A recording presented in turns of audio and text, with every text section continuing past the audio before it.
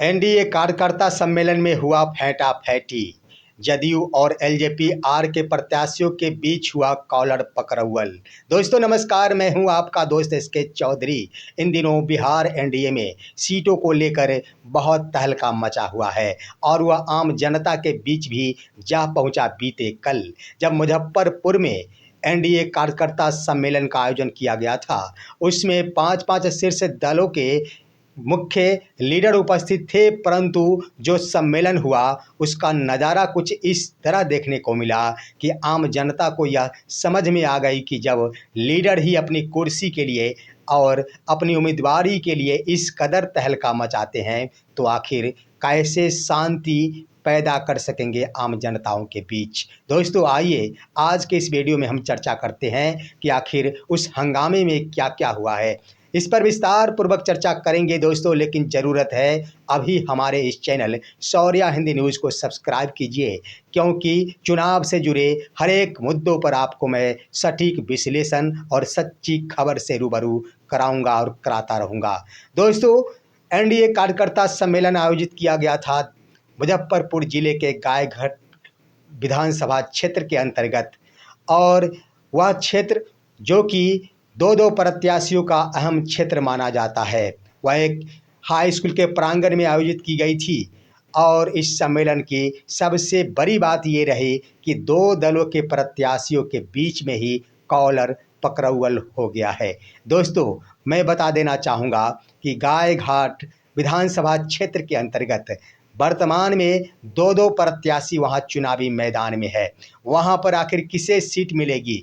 एक तरफ जहां एनडीए के घटक दल जदयू के उम्मीदवार जो कि महेश्वर प्रसाद यादव जो पूर्व विधायक है, उनके बेटे प्रभात किरण यहाँ पर उम्मीदवारी पेश कर रहे हैं, तो दूसरी तरफ वहाँ से वर्ष 2020 के एलजेपी आर के उम्मीदवार थी जो कि जदयू एमएलसी दिनेश सिंह, वर्तमान में वैशाली की एलजेपी आर सांसद बीना सिंह की पुत्री कोमल सिंह थी। ये तो बात सत्य है कि पिछली बार यहाँ पर जो चुनावी एजेंडा था उसके अंतर्गत चिराग पासवान के द्वारा खुले रूप से एनडीए से हटकर चुनाव लड़ लिया गया था। लेकिन दोस्तों वहाँ पर जो गायघाट प्रखंड अंतर्गत जो सम्मेलन हुआ उसमें जमकर सबसे पहले नारेबाजी प्रारंभ हुई थी। हम आपको बता देना चाहेंगे कि मंच सजा हुआ था और काफ़ी भीड़ थी, कुर्सियां लगी हुई थी, आम लोग बैठे हुए थे और नेताओं के द्वारा भाषण किया जा रहा था। परंतु इसी बीच दो दल, जिसमें एक जदयू के उम्मीदवार जो अपनी उम्मीदवारी पेश कर रहे हैं, प्रभात किरण जो महेश्वर प्रसाद यादव पूर्व विधायक के पुत्र हैं, उनकी यही मंशा है कि इस बार यह सीट जदयू के खाते में जाएगा और जदयू मुझे अपना उम्मीदवार बनाएगी। तो दूसरी तरफ एलजेपी आर की उम्मीदवार जो दिनेश सिंह और सांसद बीना देवी की पुत्री है कोमल सिंह, वो उम्मीदवारी पेश कर रही है एलजेपी आर से। तो दोस्तों दोनों ही नेता के कार्यकर्ता अपनी अपनी उम्मीदवारी पेश करने के क्रम में नारे लगा रहे थे। जहां पर जदयू वहां के कार्यकर्ता नारे लगा रहे थे बाहरी भगाव का, यानी कोमल सिंह बाहरी है, इसी को लेकर यहां पर नारेबाजी की जा रही थी। लेकिन यूं ही नारेबाजी चलती रही। इसी बीच सबसे पहले दोनों ही कार्यकर्ता आपस में उलझ गए, यहाँ पर झंडा फहराना शुरू कर दिया गया और होते होते विवाद इतना हद तक बढ़ गया कि सबसे पहले यहाँ पर दोनों तरफ के कार्यकर्ता और आम जनता के द्वारा कुर्सियां फेंकना प्रारंभ कर दिया गया। दोस्तों इतना ही नहीं हुआ, अन्य जनता के द्वारा, किसी पक्ष के जनता के द्वारा वहां पर स्टेज पर लगे टेबल को भी फेंक कर हटा दिया गया और इस तरह से विवाद बढ़ा कि विवाद बढ़ते बढ़ते दोनों ही प्रत्याशियों के बीच पहुंच गया। यहाँ पर विवाद और तू मैं शुरू हो गई दोनों ही प्रत्याशी कोमल सिंह और प्रभात किरण के बीच। लेकिन इसी बीच कोई वीडियो तो नहीं आया है जिसमें स्पष्ट झलक सके, परंतु खबर तो प्राप्त हो गई और सुर्खियों में बन गई कि कोमल सिंह जो एलजेपी आर की उम्मीदवार है, उन्होंने जदयू उम्मीदवार प्रभात किरण की कॉलर पकड़ ली, जिसको लेकर हालांकि महिला होने के नाते ज़्यादा कुछ नहीं किया गया प्रभात किरण के द्वारा, लेकिन आम अन्य लीडरों के द्वारा वहां पर बीच बचाव किया गया। अंत में भारी संख्या में पुलिस बल की तैनाती की गई ताकि कार्यकर्ताओं को संभाला जा सके।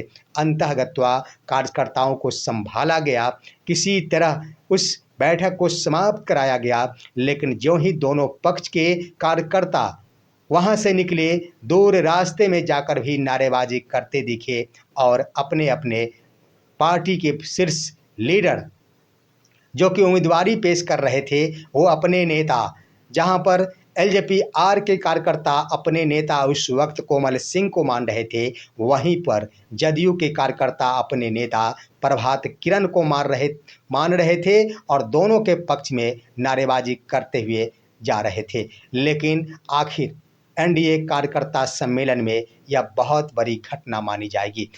और आप गौर करेंगे तो लगातार ही बिहार में एनडीए कार्यकर्ता सम्मेलन में झंझट देखने को मिल रहे हैं, हंगामा होते दिख रहा है। आखिर इसके पीछे का रहस्य क्या है? दोस्तों, इसके पीछे का रहस्य जानेंगे तो आपको हैरत होगी कि अभी तक एनडीए के अंदर घमासान मचा हुआ है सीटों के बंटवारे को लेकर।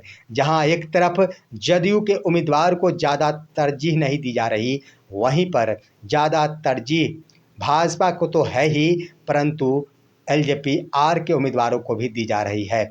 और जहां कहीं भी अगर धक्का खाने को मिल रहा है तो बस जदयू के उम्मीदवारों को ही मिल रहा है।